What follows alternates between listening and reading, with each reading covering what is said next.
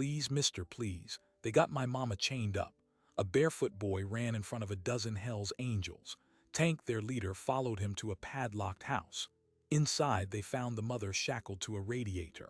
But the real shock was on the wall: police photos, surveillance logs, a map of 12 other houses. The woman was an undercover cop who'd uncovered a trafficking ring, and they'd buried her alive for it. Her name was Detective Maria Santos. She'd spent 2 years undercover inside a Gulf Coast trafficking ring. When they discovered her identity, they didn't kill her. They made her disappear while she was still breathing. But they never counted on her 9-year-old son. He ran barefoot until he found the only people left willing to fight: a dozen men on motorcycles who didn't owe anyone a thing. Maria Santos was a cop who didn't know how to quit. 11 years on the force, she put away cartel runners, corrupt politicians, even a fellow detective who sold evidence. But the trafficking circuit operating out of Biloxi was a different beast. It wasn't just a criminal enterprise, it was a ghost. Victims vanished. Witnesses recanted. Case files went missing from the evidence locker. Every cop who touched it got transferred or worse. So Maria did what no one else would. She went in alone. She spent 23 months building a new identity, a broken woman desperate for cash, the kind traffickers hunt. She learned their routes, their safe houses, the names of the men at the top. She collected photographs, license plates, recorded conversations on a device smaller than a pack of gum. She mapped 12 properties where women and children were held between transfers. By month 22, she had enough to indict 47 people. She was due to extract in 11 days. But here's the thing: someone inside the department sold her out. The traffickers learned her real name exactly 1 week before she was supposed to come home. On a Thursday evening, Maria kissed her 9-year-old son goodnight, promised she'd be back by breakfast, and walked into a warehouse with a wire. They were waiting, 6 men. The last thing she saw before the bag went over her head was the man she'd identified as the ringleader holding her own case file. Inside, her home address, her son's school photo. Someone had printed it and stapled it to the front page. They didn't kill Maria. That would have been cleaner. They chained her to a radiator in a house on the edge of town, bled from a place the law never checked, and used her as leverage. A bargaining chip to keep the investigation stalled. They told her if she made a sound, they'd go for the boy. For 3 weeks, she kept silent. The boy was named Nico. He was 9 years old, small for his age, serious eyes, the kind of kid who'd learned to read silence from a house where a cop parent never fully came home. When Maria missed breakfast, then missed a phone call, then missed the weekend, Nico knew. The police told him she'd been reassigned. They told him she was fine. But Nico had been raised by a detective. He searched her bedroom, found a notebook under the floorboard with a list of 12 addresses and a single name circled twice: Martinez. He waited until dark, took the notebook, and spent 2 nights walking the streets of Biloxi, checking each address against the numbers he'd memorized. On the 3rd night, he found the sagging house with the padlocked front door. He found a crack in the basement window, and he saw his mother, gaunt and hollow-eyed, chained to the radiator in the dim light. He didn't scream. He didn't cry. He ran. He ran to the police station first. The desk sergeant told him to go home, stop making up stories. He ran to neighbors. No one wanted to get involved. He ran until his feet bled through his sneakers, until his voice cracked from pleading with adults who looked away. A 9-year-old boy with a notebook and the weight of a human trafficking case in his shaking hands, and not one person in Biloxi would help him. Not one. Until he reached the roadside bar 12 blocks from his mother's prison, where a dozen men in leather vests were swinging their legs off their motorcycles. And the biggest one, a man called Tank, saw a small figure stumbling into the headlight beams with fire in his eyes. Tank didn't flinch. He'd been a Hell's Angel for 18 years. He'd seen road accidents that scattered bike frames across 4 lanes of highway. He'd pulled brothers out of burning bars and stood silent at funerals for men killed by rival clubs. But he'd never seen a 9-year-old boy, barefoot and bleeding, with that look on his face. A look that said every adult in the world had failed him and he had no reason left to trust anyone. The boy's voice cracked as he tried to explain. He held up a notebook, pages curled with humidity, numbers scrawled in a child's handwriting. "My mama's a cop. She's a good cop. They chained her up. I saw her through a window. Tank took the notebook. He saw 12 addresses. He saw the word Martinez circled in red. He saw the name Maria Santos written small in the corner like a signature. He looked at the kid's face. Then he looked at his brothers. 10 men stood behind him, each with a death's head patch and a story no one in that town had ever bothered to hear. They were men who'd been turned away from jobs, pulled over for no reason, judged by every person they passed. They knew what it meant to be invisible.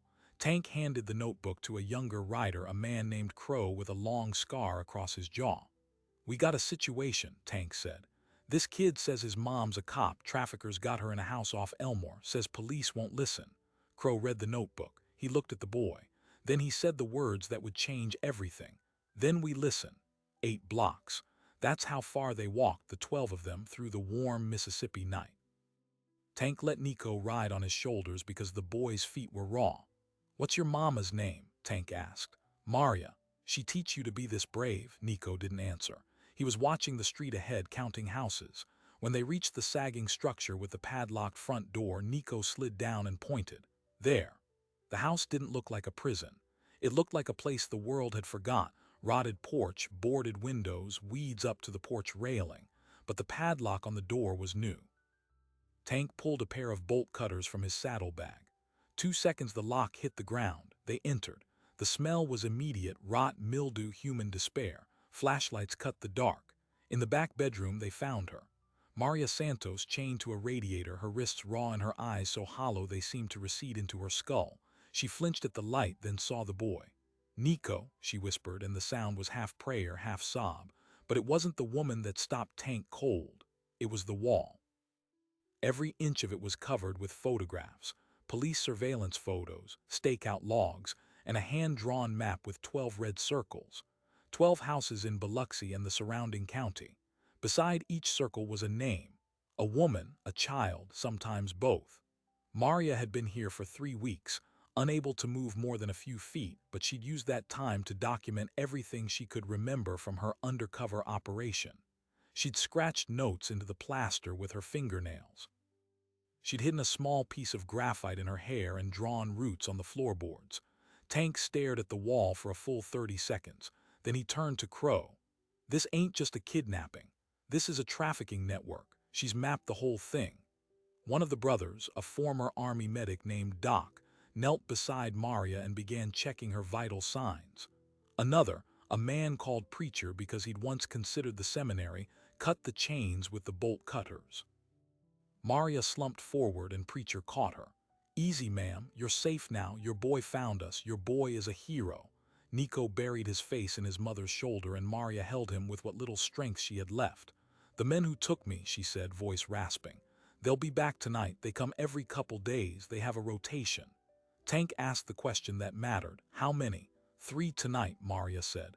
"They're armed. They're connected. They have someone inside the Biloxi PD. That's how they got my address. If you call the cops, I'm dead. The boy is dead. They'll kill everyone who knows." Tank walked out to the porch, lit a cigarette, and thought. He'd spent his life on the edge of the law. He'd gone to prison for 2 years on an assault charge that started with a man putting hands on a woman. He knew what the world expected of men like him. He also knew what Maria's wall meant. Those 12 houses weren't just dots on a map. They were cages. This was a network that had operated for years, protected by corruption and buried so deep that no one in Biloxi would even admit it existed. He made the call, not to the Biloxi police, not to the FBI. He called a number in his contacts saved as Church, a clubhouse in Gulfport, 30 miles away.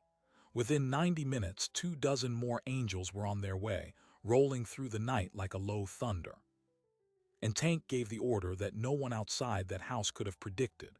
"We're not leaving this woman until every last one of those bastards is in chains or in the ground." But here's the thing. Maria said the traffickers would be back that night. And Tank had no idea that one of the men coming to check on their prisoner was the same cop who'd sold her out in the first place. A man who would see a dozen Harleys outside the house and know exactly what he had to do. Silence every witness. Tonight. The man who sold Maria was named Bricker. Detective Sergeant Alan Bricker, 14 years on the force, a commendation for community outreach, and a photo on the chief's wall shaking hands with the mayor. He'd been the one to answer Nico's first call for help 3 weeks earlier. He told the boy to go home, stop making up stories, that his mother was fine. Then he'd walked to his unmarked sedan and called the traffickers to warn them that the kid was getting too close. Bricker wasn't just dirty. He was the linchpin, the reason every investigation into the Gulf Coast circuit had collapsed. He fed names, addresses, witness locations. He made $60,000 a year in cash, stored in a storage unit under his dead brother's name. He drove to the house on Elmore alone that night because he always came alone. The traffickers paid him to be the cleanup man, the one who made problems disappear before they became headlines. When he rounded the corner and saw a dozen Harleys parked in the overgrown yard, he knew something had gone catastrophically wrong. He killed the headlights a block away and coasted to a stop. Through binoculars, he saw two men in leather cuts standing guard on the porch, arms crossed, vigilant. He saw Doc carrying what looked like a medical kit through the front door. He saw Maria's son, barefoot and wrapped in a jacket too big for him, sitting on the steps. And he understood. The boy had found a cavalry. Bricker didn't panic. He made one phone call to the traffickers. "We have a problem at the safe house," he said. 12 bikers, civilian intervention, I'll contain it, send everyone." He hung up and pulled a pistol from his glove box, a throwaway piece with no serial number. He was planning to walk into that house, flash a badge, and arrest anyone who didn't run. If they fought back, he'd claim self-defense. He'd done it before. He was good at cleaning up. But he didn't know that preacher, the angel who'd once considered seminary, had been watching the street through a broken window. Preacher saw the unmarked sedan. He saw the man with a gun in his hand moving toward the house, and he recognized the walk. A cop walk, confident, entitled, untouchable. Preacher stepped outside onto the porch, hands visible, and said in a low voice, "Evening, officer. You here to help?" Bricker froze. He didn't expect a greeting. He quickly holstered the weapon and approached, badge already out. "Detective Bricker, Biloxi PD. We received a report of a disturbance. I need everyone inside to come out with their hands up." Preacher didn't move. He just smiled, and it was the saddest smile Bricker had ever seen. "Detective, that's funny. We haven't called anyone. And I don't think you received any report because you've been the one making sure this house stayed quiet for 3 weeks. Bricker's hand twitched toward his holster, but before he could reach it, Tank stepped out behind him. He'd circled around the back of the house. The barrel of a revolver pressed against Bricker's spine. "Don't," Tank said. "Drop the badge, drop the piece, you're done." Inside the house, Maria had heard the name. She struggled to her feet, still weak, and staggered to the door. When she saw Bricker, her expression didn't show rage. It showed something worse, confirmation. "Alan," she said, just his name, like she'd always known. "You put my son's school photo in that file. You gave them my address." Bricker, on his knees now, said nothing. His silence was a confession. The angels secured Bricker in the same room where Maria had been chained, cuffing him to the same radiator. Tank took the man's phone and unlocked it with his thumb. What he found turned a rescue mission into the biggest trafficking investigation the Gulf Coast had ever seen. Bricker's texts contained a full roster of corrupt officers, 3 of them all in Biloxi PD. There was a price list, names of victims, their locations, what they were being sold for. There were photographs of children with barcodes written on paper signs hung around their necks. Tank, a man who'd seen combat in Fallujah and lost a brother to a cartel hit in Phoenix, had to step outside and throw up. But here's what really changed the game. Bricker's phone pinged. A new text from a contact saved as Martinez. "On my way, 7 minutes, bringing cleanup crew, Martinez." The name circled in Maria's notebook, the head of the operation. He was coming to the house personally. Tank stared at the message, then at the 20-plus angels now filtering into the surrounding streets, all of them armed, all of them waiting for orders. He could run. He could take Maria and Nico to safety and let the system handle the rest. Or he could do what no one else in Mississippi had been willing to do for a decade, end the nightmare tonight. Tank walked back inside and crouched in front of Bricker. "You're going to send a text back. You're going to tell Martinez everything is fine. And then you're going to tell me exactly how many men are in that cleanup crew, what they're carrying, and which entry they'll use." Bricker, pale and sweating, nodded. He sent the text. Then he gave them everything: the layout of the trafficking operation, the hierarchy, the 12 houses, the names of 7 other cops who'd taken bribes. Doc recorded the confession on a burner phone. Preacher took notes in the same little notebook Maria's son had carried through the streets. When Martinez's convoy pulled up, 3 black SUVs with tinted windows, they walked into a kill box. The Angels had positioned themselves in a crescent around the property, silent and disciplined. The lead SUV door opened and a man in an expensive shirt stepped out, phone to his ear, completely unaware. Then he saw the bikes. Then he saw the men on the porch, not running, not hiding, just standing. And then he heard Tank's voice cut through the darkness. "Martinez, you took a cop. You took mothers and daughters, but you made one mistake. You left a 9-year-old boy alive to find us." What happened next was swift and surgical. The Angels disarmed Martinez and his 6 men before a single shot was fired. They recovered ledgers, laptops, and cell phones from the vehicles, enough evidence to bury the entire network. By 4 in the morning, a clean FBI task force out of New Orleans, tipped off by a contact in the club's network, was airborne and inbound. By 5, local media trucks were lining the street, catching footage of bikers standing guard over a house that had been a prison hours earlier. By sunrise, 12 simultaneous raids would be launched on properties across 3 counties, rescuing 31 women and 14 children. And the man who'd made it all possible, a 9-year-old boy who refused to let his mother disappear, was asleep on a couch in the safe house, wrapped in a leather jacket that said Hell's Angels across the back. Tank watched him sleep. "This is why we ride," he said to no one. "This right here." But the story didn't end at sunrise. The system still had to do its job, and the people of Biloxi had to decide whether they'd finally open their eyes. The raids hit at dawn. FBI tactical teams, briefed overnight by the Gulfport field office, hit 12 addresses simultaneously. They kicked in doors across Biloxi, Ocean Springs, D'Iberville, and as far east as Pascagoula. At a converted warehouse off Highway 90, they found 8 children locked in a windowless room with a single bucket for a toilet. At a suburban house on Oak Street, neighbors had no idea the quiet couple who waved every morning were holding 3 Honduran teenagers in the basement. The youngest victim rescued that day was 4 years old. She'd been sold by a relative 3 months earlier and didn't know her own last name. The body count of arrests staggered even the veteran agents. 43 people were taken into custody in the first 24 hours.